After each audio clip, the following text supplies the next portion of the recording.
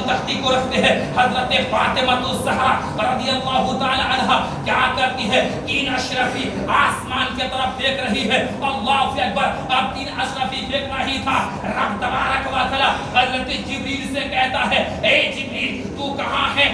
جاؤ جاؤ. نواسہ رسول کا معاملہ ہے. کسی کا دل دکھنا نہیں چاہیے, کسی کا دل ٹوٹنا نہیں چاہیے. دونوں کا فیصلہ برابر ہونی چاہیے. میری بیٹی, میرے آقا کی بیٹی فاطمہ جنت کی عورتوں کے سردارنی تین اشرافی آسمان کی طرف دیکھی ہے. جاؤ جاؤ, دو تختی پر دو گرا دو اور ایک کو دو ٹکڑا کر کے دو تختی پہ گرا دو. دو تختی پر دو گر چکا ہے لیکن ایک کا کوئی پتہ نہیں ہے. حضرت فاطمہ دیکھ رہی ہے, امام حسن دیکھ رہے ہیں, امام حسین دیکھ رہے ہیں. ایک اشرف کا کوئی پتہ نہیں ہے, اس کا کوئی نام و نشان نہیں ہے. اسی پر رجنٹ ہے, اسی پر فیصلہ ہے, اسی پر ڈسکس ہے, اسی پر جو ہے فائنل ہے. اس کی تحریر صحیح ہے. تھوڑی دیر بعد فاطمہ دیکھتی ہے, امام حسین دیکھ رہے ہیں, امام حسن دیکھ رہے ہیں. وہ تیسری اشرفی جو آسمان میں پھینکی تھی دو ٹکڑا ہو کر کے دو تختی پر گر جاتی ہے. فاطمہ فرماتی ہے بیٹا حسن تمہاری بھی تحریر صحیح ہے, امام حسین تمہاری بھی تحریر صحیح ہے. عزیزان ملت اسلامیہ, اللہ تبارک و تعالی نہیں چاہتا تھا کہ امام حسن و حسین کا دل دکھ جائے. اللہ اکبر. فیصلہ ہو تو ایسا ہو. اور کون نواسا ہے؟ امام حسین. میرے آقا جس کے بارے میں فرماتے ہیں الحسن والحسین منی, حسن اور حسین مجھ میں سے. میرے آقا ایک دن مسجد نبوی میں خطبہ پڑھ رہے ہیں, خطبہ دے رہے ہیں. بچپن کا زمانہ ہے. امام حسن حسین گھر سے فاطمہ ہدیٰ سے نکل رہے ہیں. نکلنے کے بعد ایک امام حسین کبھی گر رہے ہیں تو امام حسن گر رہے ہیں. میرے آقا کیا کرتے ہیں؟ خطبہ کو رننگ نہیں رکھ رہے ہیں. میرے آقا منبر کو ترک کر کے, خطبہ کو ترک کر کے امام حسن کو گود میں اٹھا لیتے ہیں, امام حسن کو گود میں اٹھا لیتے ہیں, امام حسین کو گود میں اٹھا لیتے ہیں. عزیزان ملت اسلامیہ, یہ ہے حضرت امام حسن حسین کا مرتبہ. امام حسن حسین کوئی عام ہمارے آپ کے طرح نہیں تھے. عزیزان ملت اسلامیہ, صرف انسان ہی نہیں بلکہ جنگل کے جانور بھی میرے آقا سے, میرے آقا کے نواسے سے محبت کیا کرتے تھے. ایک مرید آتے ہیں میرے آقا کی بارگاہ میں, ایک ہرنی کا بچہ لے کر کے آتے ہیں. آنا ہی تھا میرے آقا کو دیتے ہیں. میرے آقا حسن تھے قریب, دے دیے بیٹا لو اس کو لے کر دل بہلانا, کھیلنا, اپنے دل کو تسلی دینا. عزیزان اتنے میں امام حسین آ جاتے ہیں. نانا جان, بھائی جان, مجھے بھی ہرنی کا بچہ دے دیا جائے, میں بھی کھیلوں گا, میں بھی دل کو تسلی دوں گا, میں بھی منورنجن کروں گا. عزیزان ملت اسلامیہ, حسن کہتے بھائی حسین ہم نہیں دے سکتے, میرا نانا مجھے دیا ہے, تمہارا بھی نانا ہے, تم بھی جا کے بولو, تم بھی مانگو, تمہیں بھی دے دیا جائے گا. امام حسین کہتے ہیں نانا جان, میرے بھائی حسن کو آپ نے ہرنی کا بچہ دیا, مجھے بھی دے دیا جائے. اللہ اکبر. میرے آقا کی بارگاہ میں اور ہرنی کی بچہ نہیں تھی. اللہ اکبر. قریب تھے کہ امام حسین رو پڑیں گے. اتنے میں کہ ہرنی اپنے بچے کے ساتھ آتی ہے, آ کر کے کہتے آقا یہ جو پہلے ہرنی کی بچہ آپ کو ملی ہے یہ میری بچی تھی.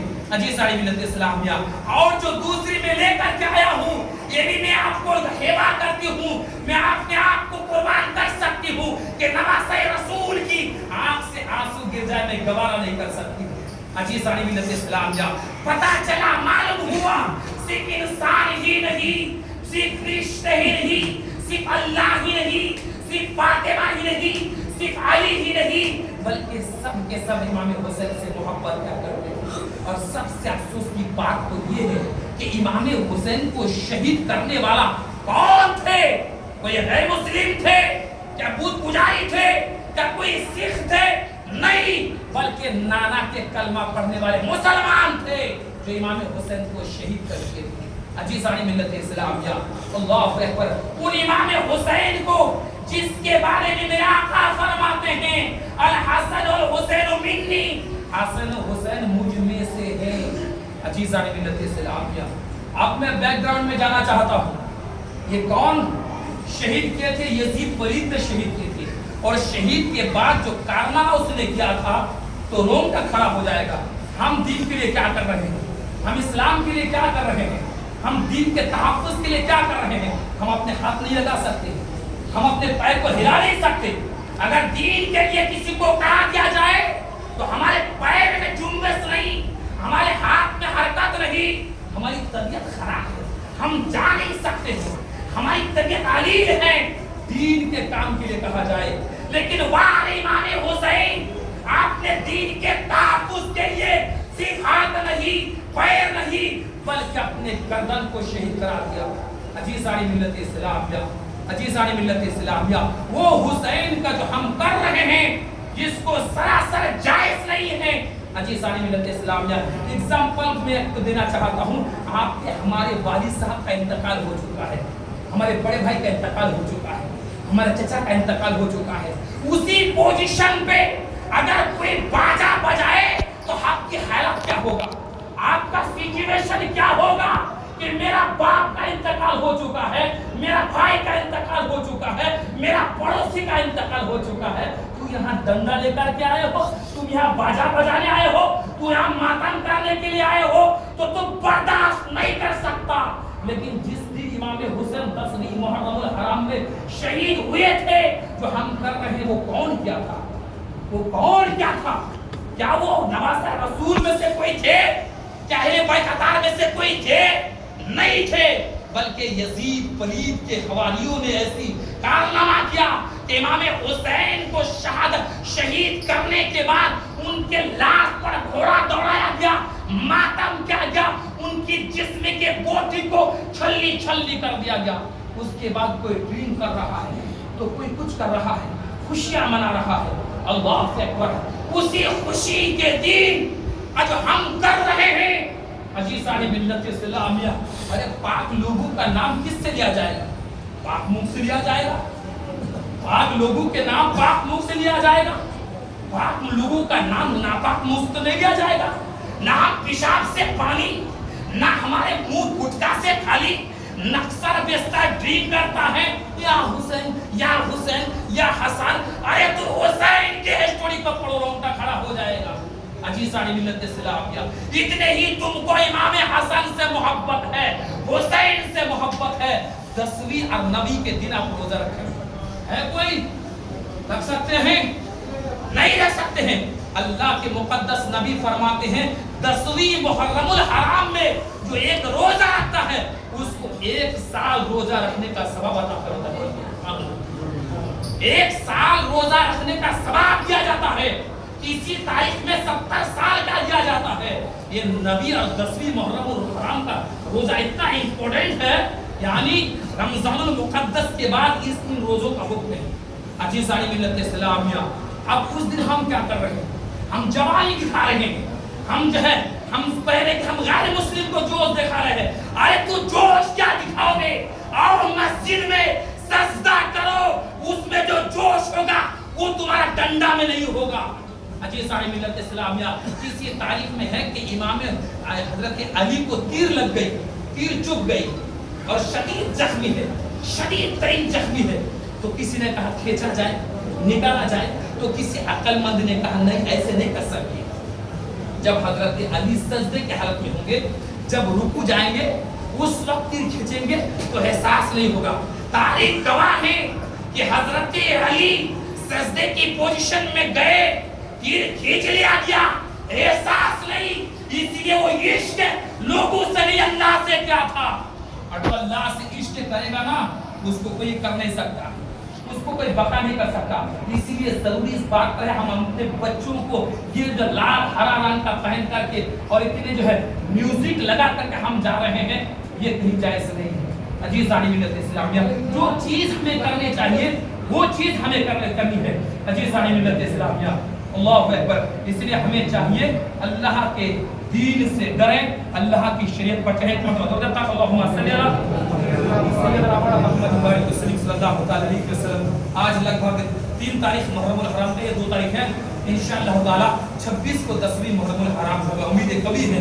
عزیزان ملت اسلامیہ, لہذا اب آواز بات کیجیے, آواز وہاں بیٹھ کر آواز کریں.